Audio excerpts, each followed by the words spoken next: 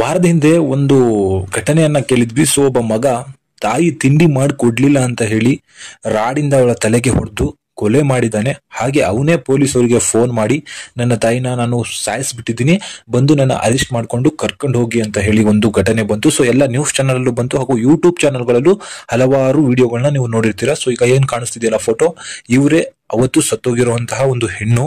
ಹಾಗೆ ಇವನನ್ನ ಕೊಂದಿರೋದು ಇವನ ಸ್ವಂತ ಮಗ ಅಂತ ಹೇಳಿ ಎಲ್ಲ ನ್ಯೂಸ್ ಚಾನಲ್ ಅಲ್ಲೂ ಬಂತು, ಹಾಗೂ ಪೇಪರ್ ಅಲ್ಲೂ ಕೂಡ ಎಲ್ಲ ವಿಚಾರಗಳು ಬಂತು. ಆದರೆ ಇವಾಗ ಈ ಒಂದು ಕೇಸ್ಗೆ ಬಿಗ್ ಟ್ವಿಸ್ಟ್ ಸಿಕ್ಕಿದೆ.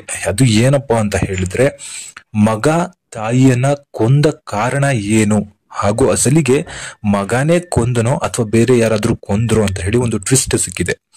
ಈಗ ಆ ರಾಡನ್ನ ಅವರು ಒಂದು ಇದಕ್ಕೆ ಕಳಿಸಿರ್ತಾರೆ, ಸೊ ತನಿಖೆಗೆ. ಸೊ ಫಿಂಗರ್ ಪ್ರಿಂಟ್ ಯಾರ್ದು ಅಂತ ಹೇಳಿ ಕಂಡುಹಿಡಿಯಕ್ಕೆ. ಸೊ ಅಲ್ಲಿ ಒಂದು ಘಟನೆ ಬರುತ್ತೆ, ಇಬ್ಬರ ಫಿಂಗರ್ ಪ್ರಿಂಟ್ ಇರುತ್ತೆ ಅಲ್ಲಿ. ಸೊ ಇಬ್ಬರದಿರೋದ್ರಿಂದ ಪೊಲೀಸ್ ಅವರು ಬಂದು ಇವನ್ನ ವಿಚಾರಣೆ ಮಾಡ್ತಾರೆ. ಸೊ ಪೊಲೀಸ್ ಅವರ ಲೆಕ್ಕಾಚಾರದಲ್ಲಿ ವಿಚಾರಣೆ ಮಾಡಿದಾಗ ಅವನು ಬಾಯಿ ಬಿಟ್ಟಿದ್ದಾನೆ. ಸೊ ನನ್ನ ತಾಯಿಯನ್ನ ಕೊಂದಿದ್ದು ನನ್ನ ತಂದೆ ಅಂತ ಹೇಳಿ. ಇದಕ್ಕೆ ಕಾರಣ ಏನು? ಇವನು ಕಾಲೇಜ್ ಓದ್ತಾ ಇರ್ತಾನೆ. ಸೊ ಇವರ ತಾಯಿಗೆ ಈಗ ಸುಮಾರು 40 ವರ್ಷ ವಯಸ್ಸಾಗಿದೆ. ಈಕೆಗೆ 40 ವರ್ಷ ವಯಸ್ಸಾಗಿದೆ. ಸೊ ಇವಳು ಕೆಲವರ ಸಹವಾಸವನ್ನ ಮಾಡಿದ್ದಾರೆ. ಇದರ ಜೊತೆಗೆ ಅಂತ ಹೇಳಿದ್ರೆ ಅಕ್ರಮ ಸಂಬಂಧವನ್ನ ಹೊಂದಿದ್ಲು. ಸೊ ಬೇರೆಯವ್ರ ಜೊತೆಗೆ ಅಕ್ರಮ ಸಂಬಂಧ ಹೊಂದಿದ್ಲು. ಇದನ್ನ ಹಲವಾರು ಬಾರಿ ಈ ಯುವಕ ಕೂಡ, ಅವನ ಮಗ ಕೂಡ ನೋಡಿರ್ತಾನೆ. ಸೊ ಇದರಿಂದ ಇವನು ಸಿಕ್ಕಾಪಟ್ಟೆ ಕುಗ್ಗೋಗಿರ್ತಾನೆ, ಮತ್ತೆ ಅವರ ತಾಯಿಯ ಮೇಲೆ ಹೆವಿ ಕೋಪ ಕೂಡ ಇರ್ತದೆ. ಇದನ್ನ ಅವರ ತಂದೆನೂ ಕೂಡ ಗಮನಿಸಿರ್ತಾರೆ. ಸೊ ಇವರಿಗೆ ಅಕ್ರಮ ಸಂಬಂಧ ಇರೋದು, ಅದರ ಜೊತೆಗೆ ಕೆಲವು ಕಡೆ ಕುಡಿತದ ಚಟ ಇತ್ತು ಅಂತಾನು ಕೂಡ ಹೇಳಲಾಗ್ತಾ ಇದೆ. ಸೊ ಇದರಿಂದಾಗಿ ತಂದೆ ಮಗನಿಗೆ ಮರ್ಯಾದೆ ಹೋಗುವಂತ ಕೆಲಸ ಮಾಡ್ತಾರೆ ಅಂತ ಗೊತ್ತಾಗಿ ಇವರ ತಂದೆ ಒಂದು ದಿನ ರಾಡನ್ನ ತಗೊಂಡು ಅವಳ ತಲೆಗೆ ಹೊಡೆದು ಸಾಯಿಸಿಬಿಡ್ತಾರೆ. ಸೊ ಇದರಿಂದಾಗಿ ಭಯಪಟ್ಟಂತ ಅವರ ತಂದೆ, ನಾನಿವಾಗ ಜೈಲಿಗೆ ಹೋದ್ರೆ ನನ್ನ ಮಗ ಅನಾಥ ಆಗ್ಬಿಡ್ತಾನೆ, ಅವನ ಭವಿಷ್ಯ ಹಾಳಾಗತ್ತೆ ಅಂತ ಹೇಳಿ ಅದನ್ನ ಹೇಗಾರು ಮಾಡಿ ಏನಾದ್ರು ಬೇರೆ ತರದ ಲೆಕ್ಕಾಚಾರ ಮಾಡ್ಬೇಕು ಅಂತ ಹೇಳಿ ತಲೆಯಲ್ಲಿ ಇಟ್ಕೊಂಡ್ಬೇಕಾದ್ರೆ ಅವರ ಮಗಂಗೆ ಒಂದು ಐಡಿಯಾ ಬರುತ್ತೆ. ನಾನು ಈಗ ಅಪ್ರಾಪ್ತ ಬಾಲಕನಿದ್ದೇನೆ, 17 ವರ್ಷದವನಾಗಿದ್ದೇನೆ, ಇನ್ನು 1 ವರ್ಷದವರೆಗೂ ನನಗೆ ಜೈಲಲ್ಲಿ ಇಟ್ಕೊಂತಾರೆ, ಆಮೇಲೆ ಅಲ್ಲೂ ಕೂಡ ಎಜುಕೇಶನ್ ಕೊಟ್ಟು ನನ್ನ ಹೊರಗಡೆ ಕಳಿಸ್ತಾರೆ ಅಂತ ಹೇಳಿ ಅವರ ಅಪ್ಪನ್ಗೆ ಕನ್ವಿನ್ಸ್ ಅನ್ನ ಮಾಡ್ತಾನೆ.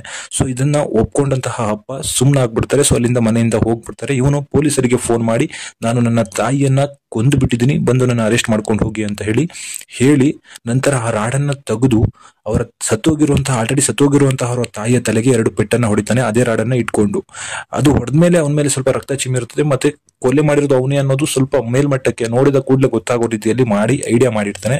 ಸೊ ಇದರಿಂದಾಗಿ ಅವ್ರನ್ನ ಪೊಲೀಸ್ ಕೂಡ ಅರೆಸ್ಟ್ ಮಾಡಿದ್ರು. ಹಲವಾರು ನ್ಯೂಸ್ ಚಾನೆಲ್ಗಳಲ್ಲೂ ಈ ತರ ಮಗನೇ ಸಾಯಿಸಿದ್ದಾನೆ ಅಂತ ಬಂತು.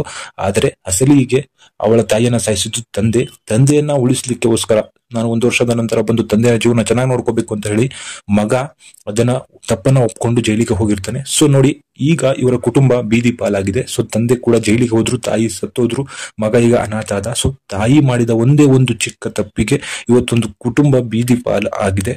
ಸೊ ನಾವು ಯಾವುದೇ ರೀತಿಯ ಒಂದು ವಿಚಾರಗಳನ್ನ ಹೇಳ್ಬೇಕು ಅಂದ್ರೆ ಸ್ವಲ್ಪ ಕಾಯ್ಬೇಕಾಗತ್ತೆ. ಯಾಕಂದ್ರೆ ಆರೋಪಿನೇ ಬೇರೆ, ಅಪರಾಧಿನೇ ಬೇರೆ ಆಗಿರ್ತಾನೆ. ಸೊ ಇದರಲ್ಲಿ ಆರೋಪಿ ಬಂದ್ಬಿಟ್ಟು ಮಗ ಆಗಿದ್ದ, ಸೊ ಅಪರಾಧಿ ಬಂದ್ಬಿಟ್ಟು ತಂದೆ ಆಗಿದ್ರು. ಇದಕ್ಕೆಲ್ಲ ಮೂಲ ಕಾರಣ ತಾಯಿಯ ಅಕ್ರಮ ಸಂಬಂಧ ಆಗಿತ್ತು. ನಿಮ್ಮ ಅನಿಸಿಕೆನ ಕಮೆಂಟ್ ಮಾಡಿ ತಿಳಿಸಿ. Thank you.